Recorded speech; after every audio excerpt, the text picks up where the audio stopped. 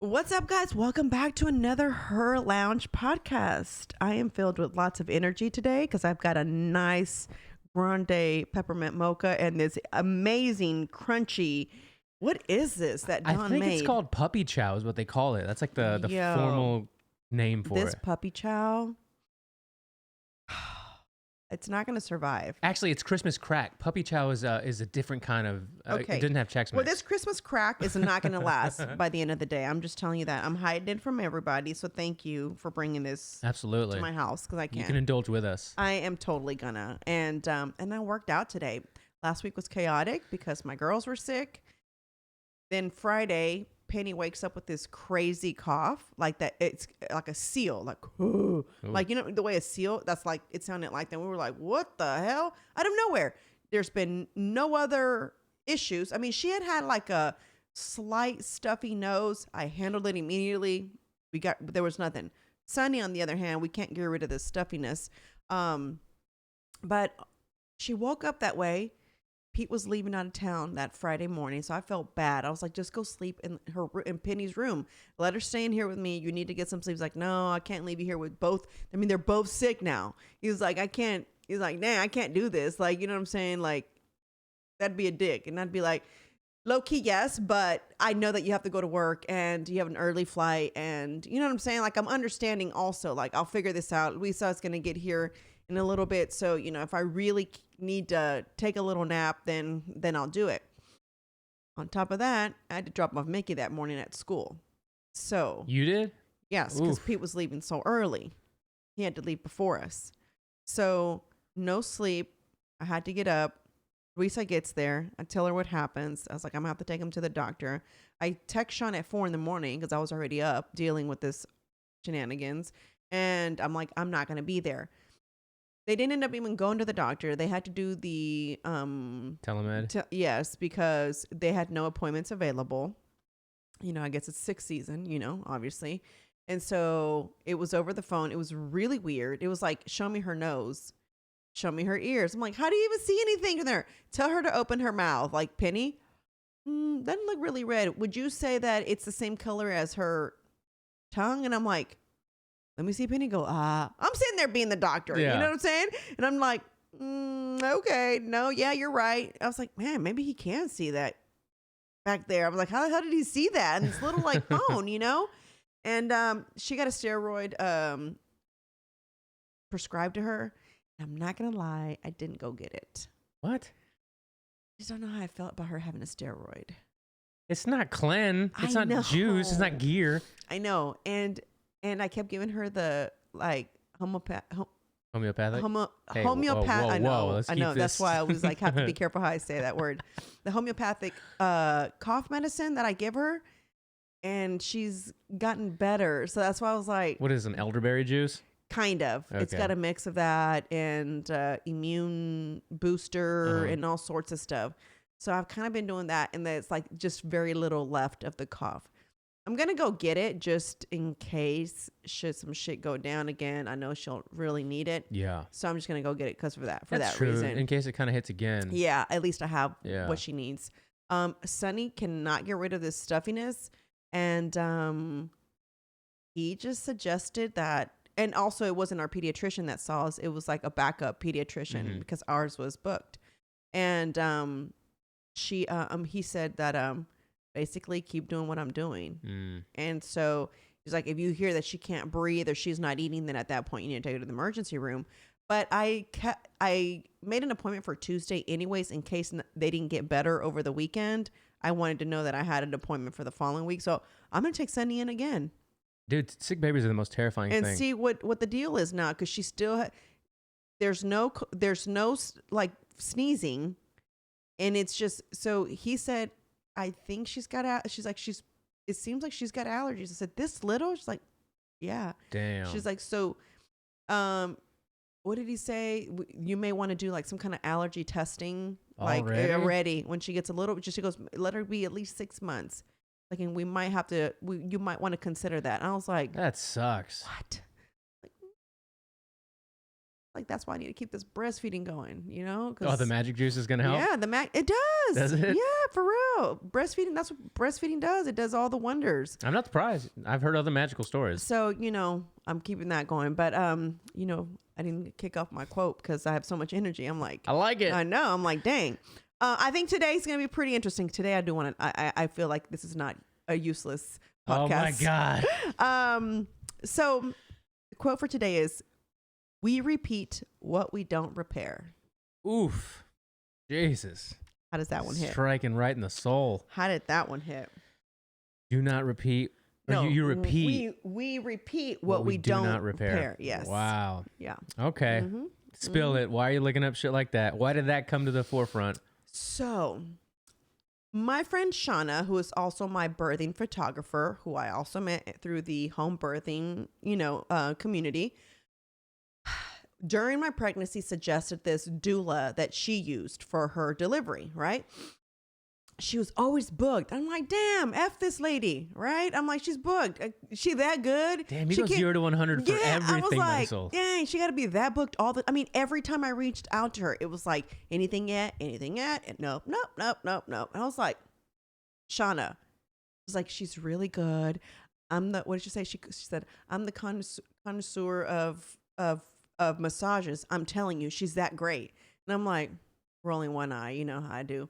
And so I was like, all right, whatever. Which, by the way, you got to talk about that too. Don't lose your train of thought. Yes, And so then I'm just like, yes, we do, because of these eyelashes. I got to remind me of all these 2 things. And when I'm done with this. So then I reach out to her. She's always busy. I let it go. I'm like, oh, well, I end up going to the motherhood center to get a massage during pregnancy, right? Well, I was still curious about this wonderful woman she told me about, because she does postpartum massages as well. And I really feel I need one, because I just feel like where the epidural happened is like, it just hurts. You know what I'm saying? Like, I'm always like, if I make a certain gesture, like I just kind of feel it. And maybe it's mental. Maybe it's just from carrying all that weight when I was pregnant. And 2, maybe it's just because I'm still heavy and I'm carrying weight and I'm such a smaller framed person, you know? So number of things, right? I don't know. I make an appointment. I ask her if she massages men and women. She says yes. I said, cool. So the first appointment, she texts me and has to cancel. So now I'm pissed, right? Because I'm like, this lady is just, that's it. Like, oh my God, she's never available. It's and over. Now she's going to cancel. And I was looking forward to it, because I had just gone to that lady to get massaged with my for my C-section. We talked about that, right? We did. Okay, so I had just gone to her, so it was perfect. I was going to see her. Now I was going to see the postpartum massage lady. So I'm trying to get myself right for 2022, right? Self-care. Exactly. And so she cancels, and I'm just like, oh. I said, no problem. Next week, she's like, I had one of my clients delivered, so she's a doula, so she had to be there. So she comes Wednesday, guys. Pete goes first, right? And I'm like, damn, our appointment's from 12 to 3 for both of us. I'm like, gosh, she's doing an hour and a half for each one of us. I'm like, oh, okay, well, that'll work, And Pete goes first because he has to pick up Mickey. He comes in the house, right? Meanwhile, I'm just kind of like doing office work. And he comes in. I'm like, how was it? He goes, I'm going to let you find out for yourself.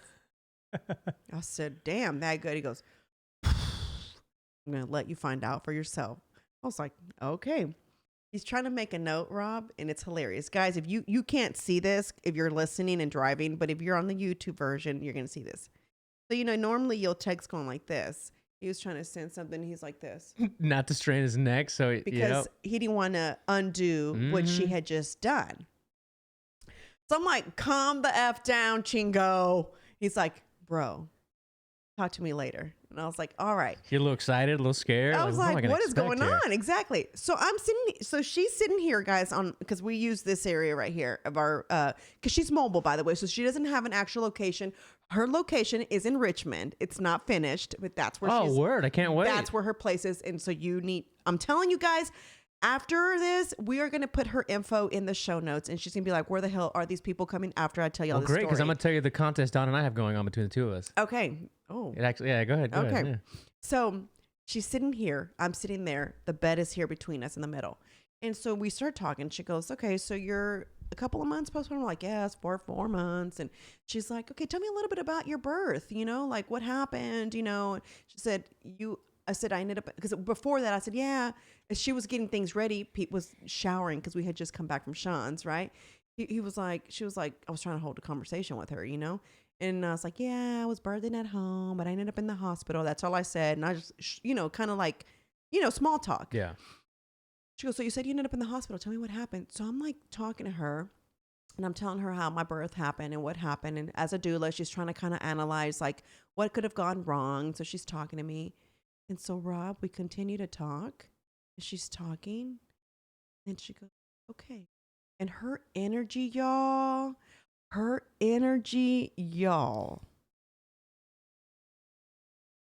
It's just amazing, Rob. If y'all aren't watching on YouTube, it looks like Marisol's back in that scenario. She looks relaxed. Her face is just like, oh. It's her energy and just the way she talked. And it was just amazing. So I'm sitting there and I'm like talking to her, totally having the normal, like the way you and I are talking. Mm-hmm. I'm explaining to her what happened, what went down and everything. She's just like listening. And then she goes, all right. So what I can see is some of that tension has to do from your birth. I'm like, oh yeah, that makes sense because you're tense and da-da-da. And then she just starts talking to me. She goes, I need you to close your eyes. Visualize that birth. She's like, it's okay that you didn't birth at home. It's okay that your child, this was not the way she planned it. And Rob, I just start crying. Where's the applause button? Rob, Where's the applause button? Rob, I start to cry and I'm like clenching my teeth so hard because I don't want to cry, right? Because I'm so embarrassed. I don't know this lady. She's here to massage me. What the fuck is this? She's massaging your soul. And I'm like, why is she here? Why am I sitting here? I'm like trying to swallow water. Jeez, don't cry. Jeez, don't cry. And I'm like, because to me, I don't see crying as weakness, right? To me, crying for me is like, okay, did you cry out? Did you cry it out for a second? Cool. Now it's time to find the solution. So to me, when I feel like I need to cry, it's because I'm not finding a solution to something that's, bothering me or something that I'm dealing with or whatever. And so usually my cries are like, you good? You cried it out for a second? All right, clean it up. It's time to figure it out. No time to sit here. You don't solve anything. Mm-hmm. You know what I'm saying? So that's just kind of how I see it. I feel like, yes, go ahead and that's my shower time. Whatever frustration I'm feeling, I'm going to cry it out for a second. I'm done. And we're moving on. We've cried about it already. You don't cry about it for 2, 3, 4 days. That's just how I function. Try it, guys. Cry it out one time. And then after you're done crying, sit down and write what your plan of attack. And you're going to be like, you know what? It's going to be all right. I promise you, it's going to be all right. So when I'm sitting there and she's talking to me and I just start to, I feel like my eyes are getting watery and I'm just like, what is going on here? Like I'm thinking to myself, and I'm clenching my teeth, trying my hardest because everything she is saying is true. And I didn't realize it. I didn't realize that I still not 100% had accepted that I was not able to birth at home. I still had anger from it. Yeah, you're kind of grieving. Yes. Yeah. And I was like, what? And she's like talking to me and I'm just sitting there like this. And I'm like, don't fucking cry. You don't even know this lady. She's here to massage. And I'm just like sitting there and that's just it. And I'm just like, and then she's looking at me. She's like, come on, it's okay. Let it out, right? And then her voice, okay, guys, her voice is so welcoming and just so nurturing. You're just like, oh my God. It was. You start ugly crying on the table. No, we were sitting here. We're totally having a session. She gives you a damn session before you sit on her table. It's insane. It's almost just like, what are you trying to accomplish from your massage? So for example, Pete's, he obviously didn't cry. It was more like, I'm just really tense, right? Exactly. He didn't tell me about it. That's why I just kept going. Yeah. He's like, man, go. Anyway, and so then we're talking and I was like, whoa, I really didn't. And she's like, and then you didn't really get a chance to grieve because now you had to think about recovering from your C-section. So, Meanwhile, you're sitting there not able to move, thinking about like, what did I do wrong? How could this have gone different? Why didn't I get to have, and for most people who have never birthed at home, I know to a lot of people, they're probably like, you guys are probably thinking like, what's the big fucking deal? We all birth at the hospital. I know, but I've experienced a home birth before. Like I've already went through that. And it's the most amazing thing you could ever go through, to where going to a hospital is almost like the biggest disappointment. Like, I don't even know, like just imagine whatever it is. For someone who went from birthing to going to the hospital, it's a disappointment. Not if you've always probably birthed in the hospital, that's what you know, so that's what you're okay with, right? Mm-hmm. But I went from witnessing the most amazing thing, right? And watching my baby, I'm watching her cord literally being, you know, she's still attached to me because I did delay clamping or whatever. And so her cord was still attached to me. You know what I'm saying? When she was delivered through the placenta, she was still, I hadn't delivered the placenta because you deliver the placenta. Okay. And so it's a really whole different ball game. I really don't know how to explain it to you guys unless you kind of lived it before. But if you've ever dared and if you've ever wanted to see, I really encourage it. And then, you know what I'm saying? Then your next one can be at the hospital if you want, you know? But it's the most amazing thing. And it's one of the things that I cherish the most. And because it was, because I'm about women empowerment, it was a very empowering thing. I had a female midwife, you know, obviously. I have, you know, a doula. I have 2 doulas who are midwives in training, 3 women here, plus myself. And I'm delivering another girl into the world. It was a very empowering thing, right? So to have to go to the hospital, it was kind of like, fuck, did we really just fail at this shit? And I didn't realize that I was still upset about it until we sat there and had a whole conversation, and I cried. I mean, I didn't cry for a long time, but I mean, I sat there and was like, oh shit, like I really am still upset about this. She's like, and then she gives you all, I'm sitting there, we're done, right? Now we're like, we're going to move forward. You know, we're going to work on this. Don't worry about it. And I'm like, all right, you know, we're done. And then she starts giving you all these affirmations, and I start crying again. Like the way she says the affirmations, I'm just like, oh my God, this is so embarrassing. I can't believe like I'm doing all this crying in front of this lady who I don't know. I just met for the first time. Shauna swore by her, right? And Shauna was damn. I text Shauna and I said, you know, I don't talk to you all the time, but you are the greatest friend, because everything that you've recommended for me to go do and try has been like, she's so like, right. Cause she's so nice. And, you know, Shauna kind of talks like that and everything's going to be fine. She didn't like talk about nobody. You know what I'm saying? She's real like sweet, you know? And so like, I just always feel like that's her personality. So it's like, you know, she's just a sweet woman, you know? But it was like, damn, she was so right about Natasha. And so then we're done, right? I finish crying. She gives me a hug. And then she says, come on, let me give you a hug. And it's the most sincere hug ever, Rob. Like, I just felt like all this good energy was just placed on me. And she said that I basically what I needed to do one day, which I'm not going to do. I'm just going to be honest with you, because let's be real. Those contractions and feeling that pain again, I don't want to feel again. I'm just going to be honest, right? But she was just saying to like kind of go in my room, say like maybe ask your husband to, you know, take the girls, you be there by yourself and just kind of close your eyes, dim the lights, however it is that I was birthing, right? And just kind of like moan the way you kind of do whenever you're in birthing, right? You're kind of like preparing yourself. And she's like, just sit there for a little bit and just picture you that day and still feeling like you were successful, like you were just an amazing woman. And she's just, I'm like, wow, that sounds like a great idea. But I don't want, what I think about is also how traumatic it was. You don't want to relive it. And I don't want to relive it. Yeah. So I was like, yeah, I'm not doing that. But then it made me think about, you know, like, have you ever seen like, and this is why I said like, this is the conversation that I wanted to have today, because whenever I would see those like antidepressant pills, like commercials of like, it hurts. I'm like, depression hurts? Like physically?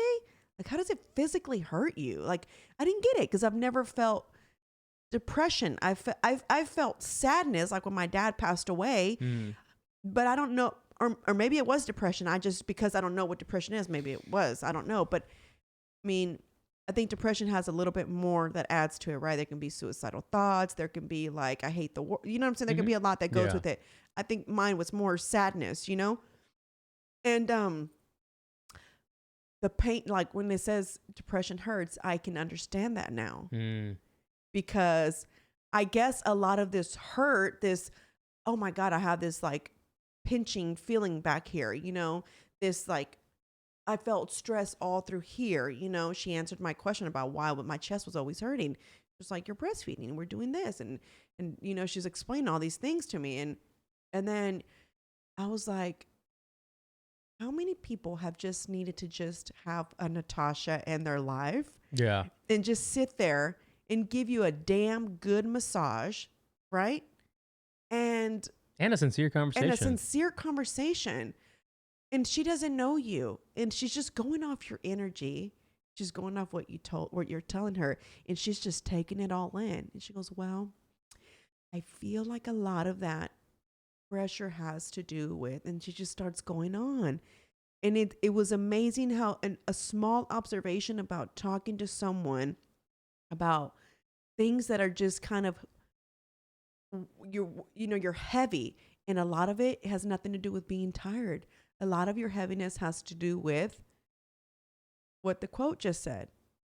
What you work on and you don't repair, you're going to always be the same, right? So if we keep repeating whatever, if you're a bitch who likes to date deadbeat, you know what I'm saying? Who just, you know what I'm saying? Oh, I don't know why. Common. I don't know why this just doesn't work. You know what I'm saying? I'm so, blah, blah, blah. Well, I mean, do you not see the pattern? There's a pattern there. You know what I'm saying? And there's this eyelash that's bothering me, y'all. My gosh. You fucking with your right eye. And I just started thinking about that. I think a lot of us are carrying weight from other things than just. You know what this leads to also is the thought that I have regularly with a lot of my Mexican friends. Well, most of them. I mean, like I would say actually all of them. Could benefit from some type of therapy, but they refuse to even try to accept that Sean just said that today. I was like, dude, that's not a Mexican thing. That's typically not a black person thing either. But I'm just going to speak for Mexicans. I grew up around. If you even bring that idea to your mom or your tia or whatever, they will laugh you out of the room. They will make you feel like you're an idiot for even suggesting that you need to go talk to somebody about something that happened or that's going on that you're thinking, no, yo soy mi terapista, yo mismo. Yo solamente lo puedo, salvar or whatever it is. It's unfortunate because those trends continue throughout these generations. And my friends that are my age in their 30s, like their early 30s, late 20s, like you don't have to think the way your 65-year-old mother thinks. Yeah, I agree. I don't do therapist, and I'm gonna tell you why. Like I need someone more like, tell me about yourself. You tell me about you, right? Like you tell me about you. What happened in your life that then you felt you needed to become a therapist to help others? What was your trauma that made you? I think that would make me feel more comfortable. That's not going to happen in a therapy session 99% of the time because you're paying them. And so they're there to try to fix you, right? But I need some kind of connection with you. Why should I tell you what I'm feeling? Why should I tell you just because you went to school and got this degree and now you feel like you can analyze me and you're going to come up with some kind of, I don't know, treatment? It's a process, right? It would be like the 12-step program. The 12-step program is proven, for recovery, but it's not just for recovery, right? It's for a lot of other people use it for a lot of other reasons, right? That system, it's tried and true. It works, and I'm sure because I used to love sociology and psychology and all that kind of shit when I was, the little bit of time I was in college.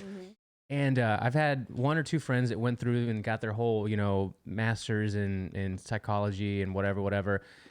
And you and I are a perfect example of this. We are very steadfast in how we think and the way our perspective is about a lot of things that I will immediately say that I used to say the same thing.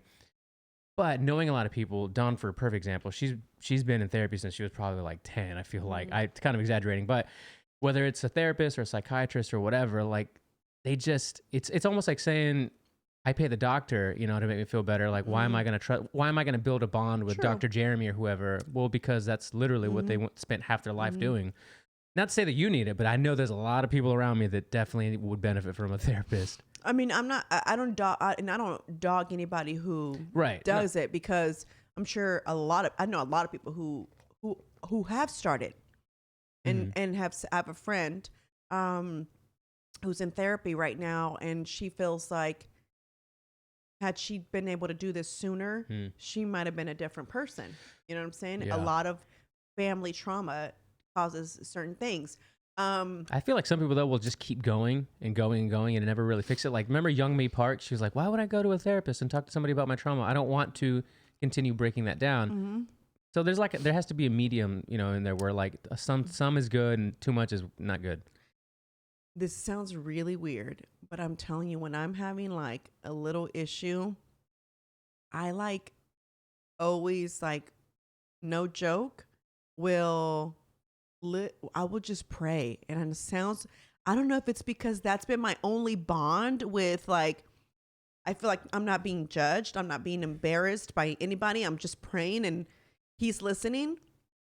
And as like, okay, leave religion out of this, as it may sound, I feel like he doesn't give me solutions, right? But I feel that certain things start to happen based on my conversation that I had. Does that make sense or no? No, totally. Yeah. But a lot of it, I thought you were going to get to, like, it's all mindset. Like, it's about putting yourself in this kind of, a lot of it is that mindset. Also, a lot of it is sometimes I'll write a whole journal entry to make me feel better, right? About whatever the situation is. And then I just delete it all. That's really good. That's good to do. And then I just delete it all, because all I needed to do was put on paper and me read it. Now, I am the eldest, so I don't know if a lot of it has to do with, I always had to problem solve. I always had to be the one to find the solution to things. So there was never enough time for me, right? You always had to be the voice of reason. Exactly. So I don't know if that's the reason why I'm able to, like, all right, I have this problem. So I'm going to have to figure it out myself and see how I'm going to have to do this. Yeah. And I'll sit there for however long it is. And it'll be on my mind for a while. I may toss and turn. And, you know, a lot of those times in the shower is where I find a lot of solutions to a lot of my things. I think that for some of us, we have to find what works, right? For some, it's therapy. For some, it's jogging for me before. Yeah. That runner's high. Oh my God. Jogging for me, after I was done, I literally could jog. I'm a distance runner. I am not a speed runner. So I can go, especially if I'm trying to figure something out. Excuse me. And by the end of my run, I'll stop when I'm like, oh, I got it. It's clear. I got it. And then I'll just walk the rest of the way back. After, I don't know how long I've been running, but I've been running for a second, and my mind is going. And I for me, it's like I've had to find, because therapy was not, you know what I'm saying? Mom, I need to go to therapy, right? She'd probably, like, you know, like most, what? Therapy? What are you talking about? My mom would have her answer probably would have been like, you probably need to start praying more. That's probably what her answer would have been, to be honest with you, which ironically, I already did that without her telling me. Like, that's kind of how I found my solution to things, you know? Because even at my worst, it was like something always opened up for me. And I think it has to do with my faith, or faith over fear. Yeah. So, you know, I think that a lot of it has to do with that, right? It's just, you know, faith-based, being raised that way. It was like, you know, because my mom's talked to me about her shit that they did to her. My dad, I never heard anything from him. Yeah. So I don't really know, like, I've heard about, like, how poor they were, you know what I'm saying? He'll tell me, like, stories like that. But as far as, like, he never said anything about, like, my grandmother being that generation was very or anything sealed like off. that. But my mom was like, because she wanted to make it a point that she didn't repeat, I guess, but it's like the meme that I told you. It's like, they're not going to repeat what their parents did, but it's a new kind of it's a new version of the trauma, you know? Still there. It's still, exactly, but it's just different. She was really good about telling us, like, you know, do you understand? Like, whenever she'd do something, right, that I was just like, God, why does she have to be so strict? And she's like, my mom didn't do da, da, da. I'm not gonna be that mom. You know what I'm saying? I'm like, wait. So I think about it, be like, so your mom trauma. Why does it have to reflect on me? Yeah. But I'm glad that she did it in a way because I don't know what I would have ended up like if she would have been this like homey type of mom. You know what I'm saying? Or if she would have been trying to be my my home girl. Your wing lady. Yeah, Your wing exactly. girl. I don't know what it would have been like. So. But I do always say I do wish she would have been a little bit more like, I don't know if you want to say open-minded. That's not maybe the word, but a little bit more like just open to things. You know what I'm saying? Like the period story that I told you guys. Yeah. You know what I'm saying? I mean, it's like little stuff like that where it was so like, we don't talk about those things. I wish she would have been a little bit more open to where, oh, let's talk about this. Like my mom didn't want Penny to be there at first whenever I told her I was going to birth at home, right? And so I said, I'm not going to lie to Penny. I'm not going to lie to Penny about our body parts. Like, there's a thing called a vagina. You own one. Yeah. You know what I'm saying? And let me just kind of tell you how it works. I'm not going to like pretend like, oh, we're not talking about that. You know what I'm saying? Like, I mean, it's reality. Now, is there an appropriate time to talk to her about that? Of course. You know what I'm saying? I'm not going to be like, hey, let me sit down and talk to you about. I do tell her, though, no one's supposed to touch her private area already. I do tell her that already.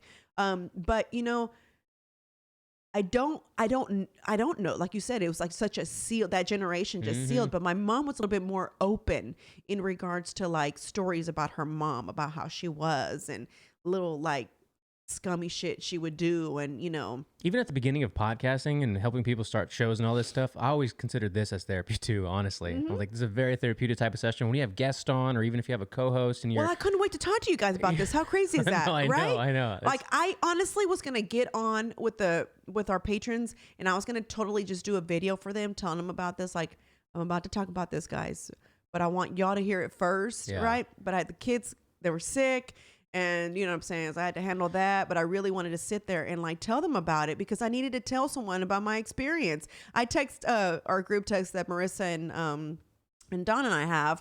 I said on there, y'all, I just had a massage and I cried. I was like, Don was like, crying is good. I'm like, yeah, no, like not really, but I did cry. You know what I'm saying? And so like, it was funny because I just felt like I needed to tell somebody.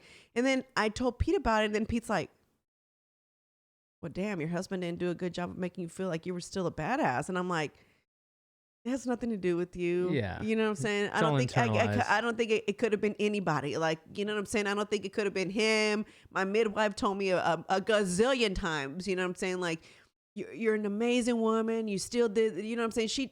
She told me what I guess I needed to hear right there and then, but so it has nothing. I think it was just like she said, it's something that you're dealing with and that you need to get over and accept, and you haven't accepted the fact that you had to birth at a hospital. Yeah, and set and setting is important too. Yeah, exactly. That was a perfect set and setting for that to happen. Totally. And it was like, I told Peter, I was like, I feel so good. I feel so good. You look literally lighter. Like your energy is lighter. Y'all, I'm gonna put Natasha's information on here because she's got two different little businesses. One is called something birthing. That's kind of one part of her, and then this is called the Right Doula. I don't know if Right, she writes it like the last name Right, WRIGHT. So I don't know if that's her last name. I didn't ask, but it says the Right Doula, and if that is her last name, genius. It's a fucking perfect last name for her because she is the Right Doula. Well, this might be the best time to open that gift then that Dawn got you because it's very apropos for what we're talking about. All right, y'all. Dawn got me a gift. Marissa, yours is on the table. If you don't come soon enough, I might open it and keep it. Oh, y'all. Thank you, Dawn. Yeah, this is perfect. Y'all, this is a 3-minute positivity journal. I needed this. Yeah. We all need 3 minute is good. Yeah. I can't do longer than 3 minutes. And if you open it too, the way the prompts are, like I got one too. I was like, I need one of these. So Pete's gonna need one of these. Yeah. I'm gonna have to get him one. I told her to order me one after I saw how cool it was. Wow. This is really awesome. It's so important to knock this kind of stuff out early in the morning. Like wake up, make some coffee, just kind of put your thoughts on that paper, or go through those prompts, and set yourself up for a good day. You know what's funny, Pete? We were talking yesterday. Thank you, Don. Thank you, guys. This is really cool. I can't wait to start 2022 with that. He said something like, Penny was really being like, just, you know, we couldn't go anywhere Saturday because it rained, you know, and then Sunday we went to church, and then we were going to go to the park, but we met my mom for lunch after church, you know, so it was kind of like, well, and so, you know, with the baby, and we're trying to do things, and we're trying to prepare for the week, and she's got energy like no one's business, guys. I hate when someone tells me, oh, you don't have boys. No, you don't have Penny. You know, you don't have Penny. You don't have my little soccer player. Exactly. And so, so guys, let me just tell y'all, sometimes she'll just eat, and then she says she's got muscles, and she just runs around the island several laps for no reason.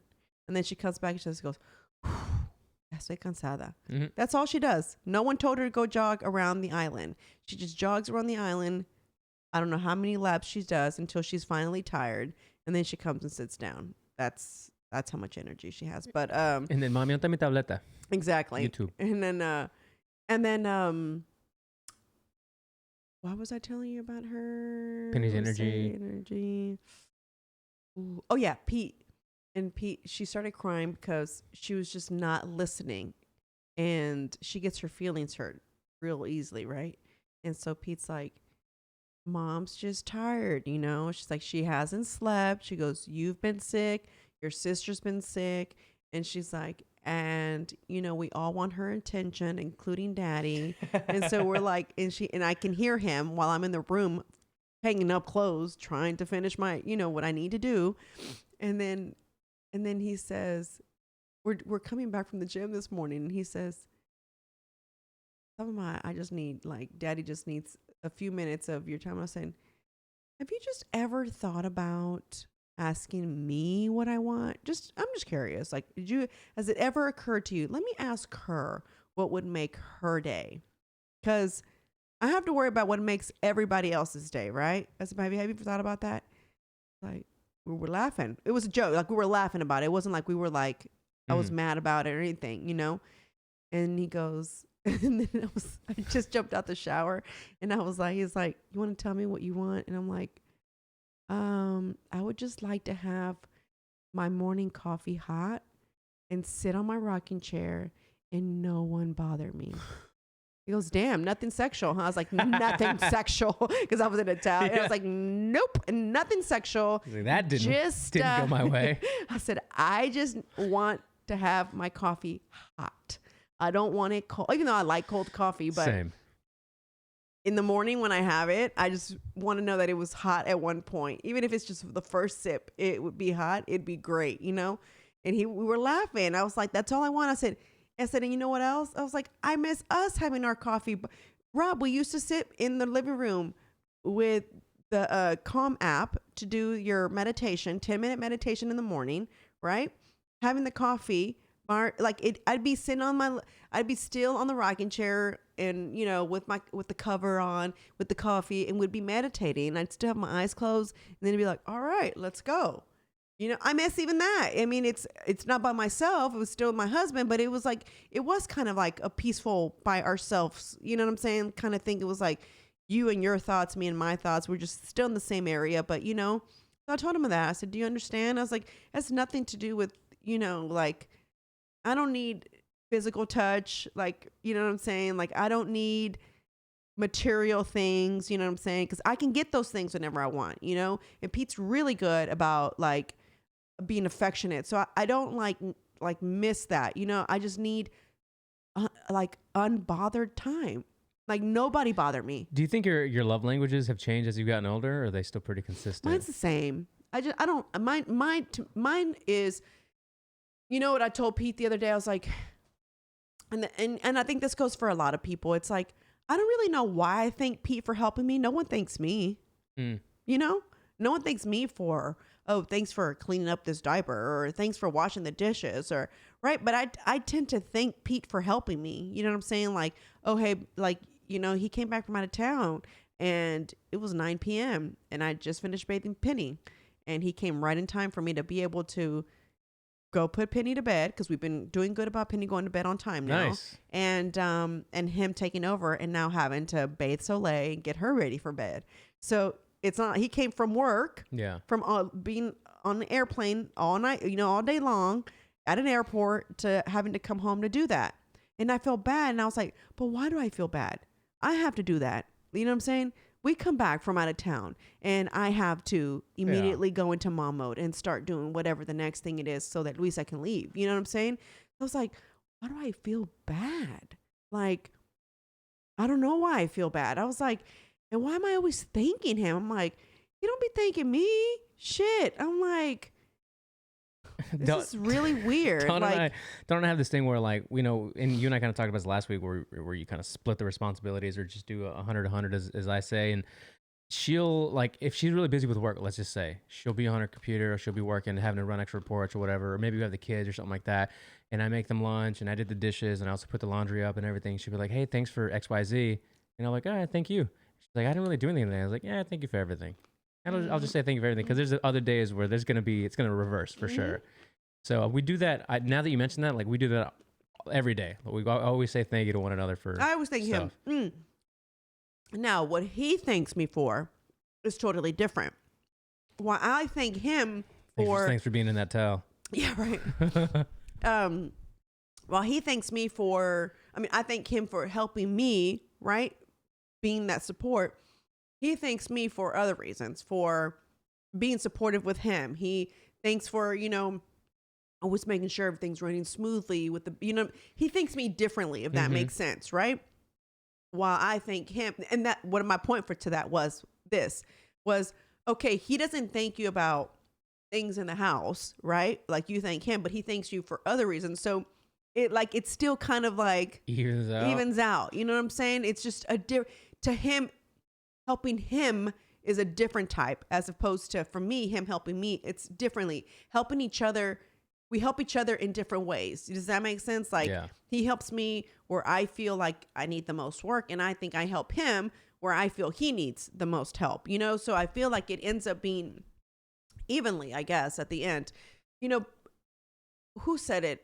Where they said, man, somebody said it, some kind of therapist, somebody on a podcast said that no matter how much you want to do, you want to think it's 50-50, one spouse always does a little bit more than the other. Oh, yeah. And it's like, as much as you try your hardest, for sure. You know what I'm saying? And I know that it's me that does the most. You know what I'm saying? Yeah. I don't think he needs to vocalize it either. He knows too. And he knows it because he'll say things like, I'll hear him have a conversation with somebody, and I don't know if he's doing it on purpose since I'm around there, but I don't think so. But he'll be like, yeah, no, my girl's the one that does, and he's like, I don't really be knowing about that. He's like, so I can't take no credit. You know what I'm saying? I'll hear him having conversations like that. And so, like, it's great that he knows, but I don't really know how we got off subject. Oh, it's about trauma. Oh, how did we get on this subject talking about? We were talking about totally different things. Well, we started talking about the weekend. You couldn't do much because it was raining Saturday and then church Sunday. And so yeah. So just well, here, let me say, if maybe you can regain whatever your concentration was, but let me say this. Earlier we were talking about, the therapy thing and your mind, and you resort to prayer, and you've been doing that and it works, and that kind of thing. And a lot of that kind of just puts you in that mindset, right? That, like, okay, I'm focused, I'm positive, maybe you say your own affirmations, you journaled whatever that day. There was a story that I heard recently about, and I'm sure it's probably been going around for a long time, but there was a particular point in time, let's just say a decade ago, where this kid took his SATs. He was doing terrible in school, right? His mom was like, you got to do something with your life, kind of thing. And he takes the SATs, and he scores a 1480 out of 1700. And the mom's like, did you cheat? He said, no, I tried to cheat, but the way it was set up, I couldn't cheat. I couldn't do it, right? That's what I got. So after that, he stops hanging out with the people he was hanging out with before and starts focusing on school, gets out of school, starts a media company, becomes very successful in the media company.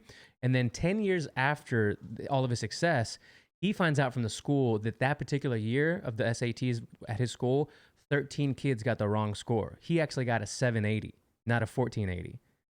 So the moral of the story is, when he started, it wasn't that he got the score back as a 1480. It was that he started acting like somebody that got a 1480. Oh, wow. Oh, wow. Yeah.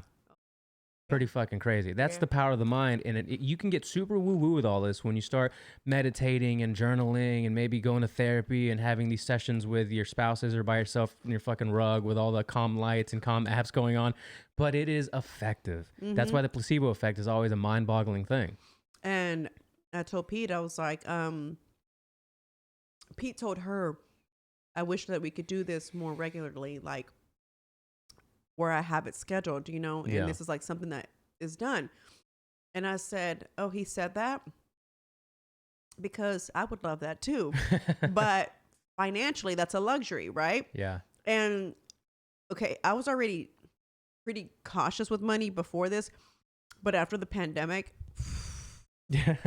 bro, yeah, I skyrocketed like even more, like scary kind, you know what I'm saying? So now it's like, well, that's a luxury, you know what I'm saying? So, but if you think about it, if you're able to just kind of spend that money, it's healing for your mind. It's an investment. It's an investment. It's just like eating healthy is an investment. Just like working out is an investment to a better you. And I just kind of told myself, I was like, okay, she's about to get put into the category of I pay Sean, I pay Dawn, I pay this lady. Yeah. Because what's your name? Natasha. If my body feels good, right? And you know, she's trying to, and then we talked, and then we talked about like the body, and then she was like, bro, she made me do this thing where I kind of pick up my chin a little, like I try to touch my chin to like my chest, and I just first we kind of try to do a full sit up. She's like, can you do a sit up? And I'm like, oh, this is about as far as I can go. Wait, right? You're laying down? I'm laying down. Okay. She's like, all right. So she's feeling my stomach. She's like, all right, now you just come up a little bit less. And she goes, now stop there. I knew that whenever you have a baby, your muscles separate, right? Bro, I had this hole in the middle. What? From where my fucking muscles still not, and then she's like, your muscles, excuse me, aren't even touching yet. She's like, in your 4 months postpartum, she's like, you're not even like, you're not even like here. And I was like, oh, that's so gross. She's like, we're going to work on that. So she asked me what I did for like helping support with my stomach, right? And because she gave me the example of like, she showed me kind of like where my fat was and what has already become loose skin. And I was just like, because when she got to my stomach, I was like, oh, I really don't like my stomach to be massaged, you know?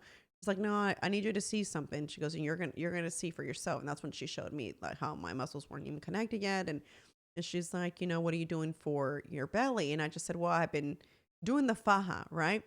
She goes, the faja is good. I said, but she's like, but the faja is for certain things. You know what I'm saying? Like a lot of women wear that for, you know, just contouring the shape. Yeah. She's like, what we need to do is actually like bind you. Like, you know, there's belly binding. Say by any chance that like it would weaken the muscles around the stomach if you wore it too much? No. So she just said it just doesn't do what someone who's postpartum needs it to do, right? For women, we wear it either to make your waist look smaller and your stomach look flatter, right? Mm-hmm. What we need is something that's going to help my stomach start to want to push together so that my muscles can start having some kind of like push to start working together as my body is starting to, like a mold to start going there. So right. I'm going to get my belly binded on next week when she comes, and I'm going to have a specific wrap for my stomach. Oh, okay. I was like, what does that mean? You're going to get belly specific binded. Wrap for my stomach so that we can avoid the super saggy skin that I've already started to create. And then partial from that is doing that plus getting those massages for the you know, for my C-section is she's like, we're not having a mommy makeover. She goes, but you're not going to have this like floppy, like droopy stomach, which is what's happening to you right now. And I saw that happening with Penny whenever I was working out, but as I was getting smaller, I saw it like kind of already like, oh, it's kind of getting back into place, but I also didn't have a C-section. Remember that. So now I have a line that's cut it, which is where the scar tissue has started already. It started the droop over. Does that make sense? It's disgusting. I know. It makes you feel so uncomfortable. It's so disgusting. Like when I hate it. I'm telling you. And that's what we talked about. And that's another thing she said. She said, we as women think that she goes, I don't know who said that we have to be perfect. She's like, you just had a baby. She's like, you didn't just, she goes, and you just had a baby. She goes, do you know how many, it's just 4 months, right? And I was like, yeah. I said, it'll be 5 months in January. She goes, so it's just been 4 months, right? And I'm like, yes. Okay. She's like, I don't know, like, what your goal, and I just said, well, you know, it's just like, and she made it, it's funny. It's almost like she was reading my mind because I was thinking, so shit, there's a lot of people that go back to looking damn good at that. And she's like, and just because one pregnant woman goes back to her normal size immediately after birthing and you don't, doesn't mean that, you know what I'm saying, you're less perfect. She's like, you know, it's just, and she's just like, I'm just like, she's so right. Did you tell her, well, I want her to lose 30 pounds in the 4 months, but yeah. And then she was like, and I told her, she goes, what is your goal? I said, my goal is to legit be fit again. Like, I just want to look fit. I want to be able to point and be able to see my cut from my shoulder like I used to be able to see. Like, that's all I want. I just want my arms back. I don't want to see fat on my arms. Did you see by chance the DLB and Rob Bailey at Mar-a-Lago, the picture they took at that wedding that they were at?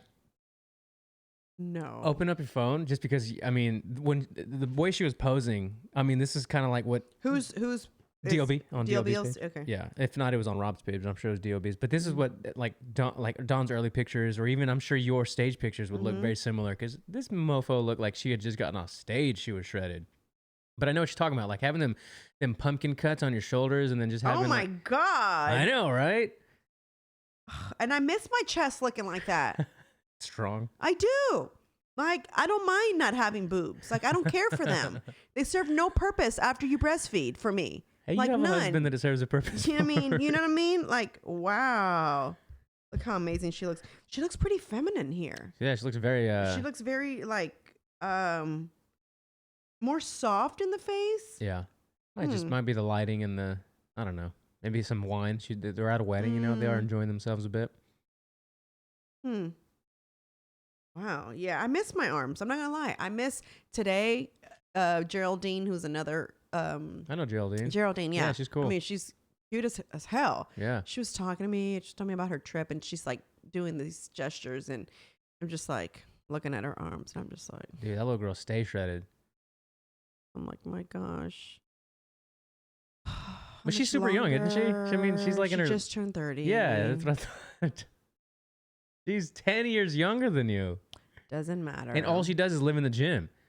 I know. And all she does is write meal plans and stay up working with her clients till 4 a.m. Like, it's just a different lifestyle.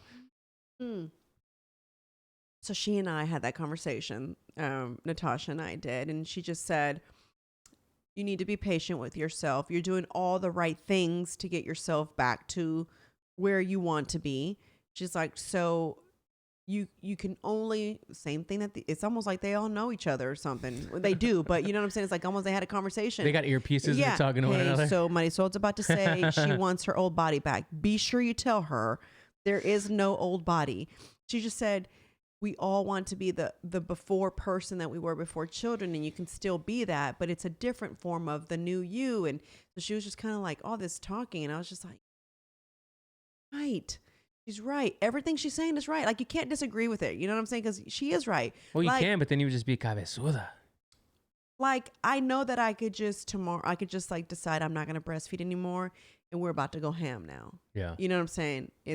I know that I can just say, as of December 31st, Soleil will no longer get breastfed, and it's about to go down starting January 1st. You know what I'm saying? I can easily, I know, say that. I just am not ready to stop breastfeeding her. I don't feel like we've hit I think she's had enough. I think my cutoff is 6 months for me, because that's what I wanted with Penny. And like I said, I've been producing less milk because I've been eating healthy and working out. So I need to figure out the calorie intake to kind of replenish whatever it is, that I'm losing. Plus, you lose calories as well when you breastfeed. So I'm trying to find what that amount is, which I don't know. So what's 6 months? Would it be at the end of winter, basically, like beginning of spring when you stop breastfeeding? She would be February, so right at spring, at March would make it, So then in the springtime, you'll kick it in high gear, and then come summer of 2022, you'll be on your path to getting back to where you want to go. If I can just be, for example, What? Chingo. What? He goes at the shooting range. Oh, what's up? He said, "Don't play." Who's he with? His brother-in-law. Nice. If Somebody I can, calling you? Your phone? Oh, I just turned. If I could just, like I said, I think if I can just get myself to say, all right, you've had enough of mom, you know, and we can just go to the night feed like I used to do with Penny until I wean her off, you know. And to be honest with you, you know, because lately I haven't been producing enough, she's been getting a lot of the formula. Where she gets the most of me is at night. that makes sense. So, you know what I'm saying? She's constantly on my boob, which is what continues to help me produce, is because it's her actually on my boob. So since she pretty much, after Luisa leaves, you know what I'm saying? Because I don't make enough to leave stored, you know? Like when we podcast, I'll pump right before I leave her some milk, right? And then we're here for a hot minute recording 2 episodes. And so I don't get to feed her when we go back. So she'll probably get a bottle. And then Luisa leaves, and then that's it. She gets no more bottles. It's just breast milk until I might give her one before going to bed, like just so that I can pump and have a bottle for when she wakes up in the middle of the night. And then I'll give her that bottle, and I'll still pump after she falls asleep because your boobs are full. So it's like work.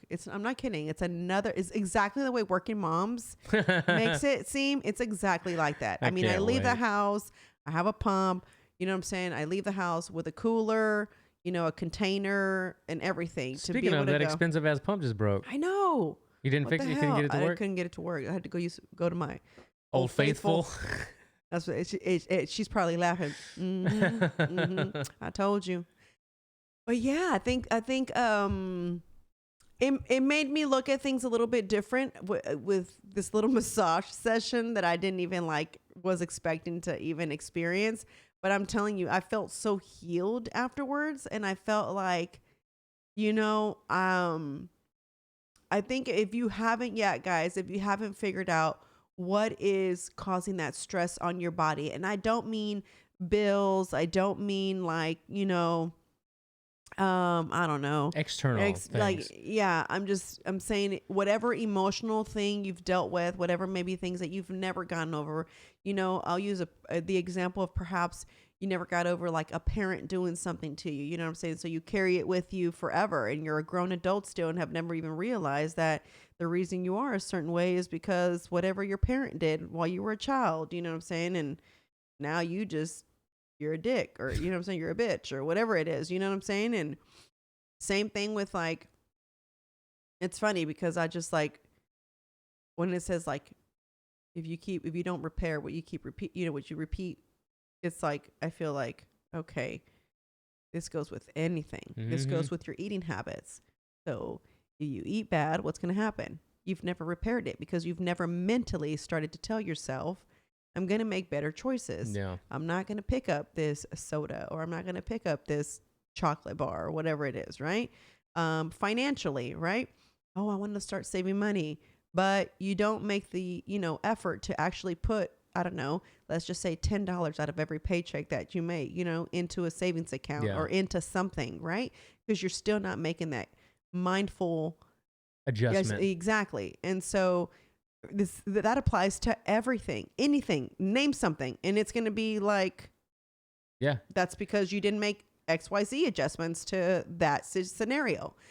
So what's the goal now? What do you want to try to do? How many sessions do you want to do, or what was the suggested massage? She says it's really up to me. Right now I'm going to do probably every 3 weeks, I think. So it would be basically ends up being once a month. Oh, good. You know That's great. saying? Yeah. You know, if I can get it at least once a month, that's where my goal would be.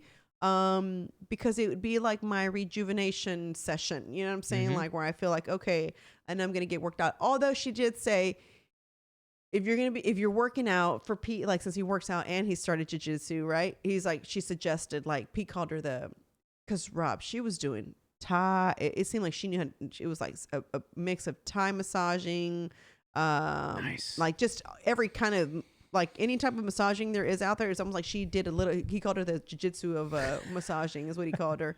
And she was cracking up. And I love how he's so into this right now. He's so into it right now. It's funny because whenever I first met him, so off subject, sorry guys, see where we're all over the place now.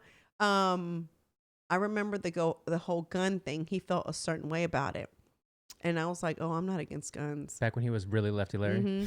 Mm-hmm. And he looked at me and he was like, really? I'm like, yeah, that's something I'm like, I'm a concealed handgun license like owner, like, I don't mess with that. And he was like, what? I was like, yep. And I don't know where we were and somebody had a gun. I said something like, is that a Russian AK? I said. And he looks, he's like, a Russian AK? I was like, yeah, it depends on the like wood of the AK. And so I'm like trying to explain to him about it. And he was like, the guy's like, yeah. He's like, no, but it's not a Russian AK. This one's not. And I actually switched out. He was talking about what he switched out on it and stuff. And then, I was like, I'm just not against them, right? And he just kind of was very quiet about them. I was like, I feel like it's very important that we have one at the house too. We never had one before because he kind of felt about it. He wasn't against it, but he also wasn't like, yes, it's important to have one.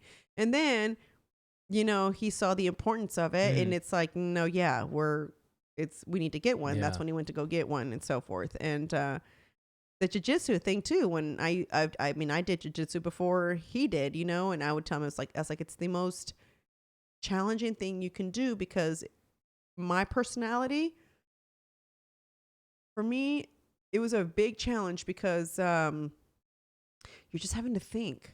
You're having to think so much, and it's a different type of think. And it's almost like, this is really interesting, because when my friend told me about jiu-jitsu, I remember telling him like, bro, no fight happens on the ground though. But you got to remember, I was doing boxing before that. Mm-hmm. So I was like, fights don't start on the ground. I said, so what am I going to do? Lay on the floor and be like, come on, like get on top of me so that I can like fight you? I said, he goes, all right, that's cool. Perfect. He was like, all right, that's cool. He's like, but what if you did end up on the ground because of the fighting? Then what do you do? I was like, I don't know. I'm going to try to get on top to try to see. Yeah, don't pull guard in a street fight. He was like, no. He was like, that's not. He was like explaining how important it also is to have jiu-jitsu if you have a combination of the two. And then it was like, and then I went and it was like, oh my God, this is really cool. I was like, this is nothing like, I didn't see it as a real sport like I saw boxing. Does that make sense? You? Exactly. And then when I like was there and the bowing to the mat, and like I used to remember like when I'd see like one of the girls that would come there for the fitness class, and they would just walk on the mat without bowing on to the mat first. I'd be like, that's so disrespectful. I'm like, oh my God, why didn't you bow before? And I wasn't even, sometimes I wasn't even going to jiu-jitsu. I was going upstairs, even when I was pregnant. Yeah. Even though I was going upstairs to go do the spin class, the conditioning class, because you have to walk on the mat where they're having a class, right, to go up the stairs.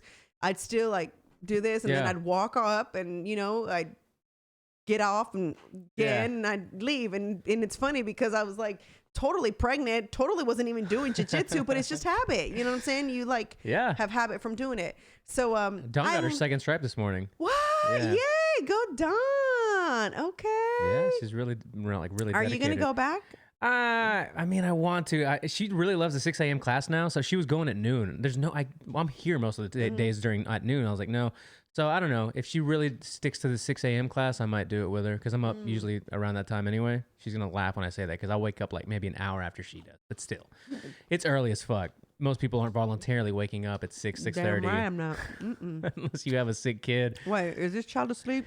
I'm finna sleep. Damn right. Yeah. She was even like, let's get some mats for the garage. And I was like, I'm down. Oh my God, Pete wants mats. Yeah. You know what he said? You know how we moved the couch? Against the wall. Yeah. Okay.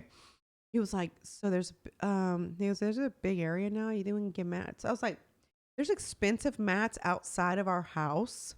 You have roll-up mats here? Or they're not roll. They're the puzzle mats. Yeah. And we got those from Bowl, or that, whatever that store is. Bolt? Yeah. Yeah. Is that the fitness? Yeah. We bought them there. This was at his old studio that we had. We had converted it was a house, and we worked out of there. We converted the garage into a workout gym. Oh. so that we could work out there and then, you know what I'm saying, work. And we bought those mats to put in the garage. They're sitting outside, rained on now, in my yard. I introduced him to one of my other favorite UFC fighters, and he quickly became a fan of him, Thug Nasty, Bryce Mitchell. Oh my God, he's a huge fan now. Yeah, I know. He sent me a screenshot of Bryce's barn garage gym with the mats. He's got like Rogan style, where he's got the zebra mats on the wall, and then he's doing the whole gym so he can have a place to train at all times. He's like, this is what I need in this studio. I was like, dude, straight up, yeah. That's so funny. But he thanked me the other day. He's like, thank you for not. Sorry, guys, and I'm eating on this podcast, but this damn snack thing, Don, I hate you for sending this. Oh my gosh, it's so good. I don't care what he gets into, just stick to it. Yeah, that's my thing. That was his thing too. He really made a big point about not just starting it, but like sticking to it. I don't care what you do. I just want you to stick to it. If it's jiu-jitsu you want to do, cool. If it's piano you want to do, cool. I don't care what this is with my kids too. Like, I just don't care what. Don't start something and then just not finish it. The other day he told me, thank you for letting me have my me time. He's like, because I want to continue to do this. So, you know, Tuesday night we're going to go to the Nutcracker. And I said, that's your jiu-jitsu day? I was like, so you're in charge of babysitting Soleil? So I'm going to have Luisa come in later so that she can stay later so that you can still go to class and not miss it. I said, and then, you know, you take over after, you know, she's, you know, you're done. She was like, all right. I think he was thinking like, fuck, I'm going to have to miss. Nice. You know, just because she wants to go to the Nutcracker, you know, so I could already like sense it. Yeah. So I was like, don't worry. I'm going to have it coordinated to where Luisa comes in later so that she can stay late and, you know. I've never been to the Nutcracker. Yeah. It was something that I saw it because of dance. I never saw it physically. I'd only had seen it. Like, someone said, you've never seen the Sugar Plum Fairy? Something. I was like, no. And I was like, what? And this is when I was in dance. And I was in high school.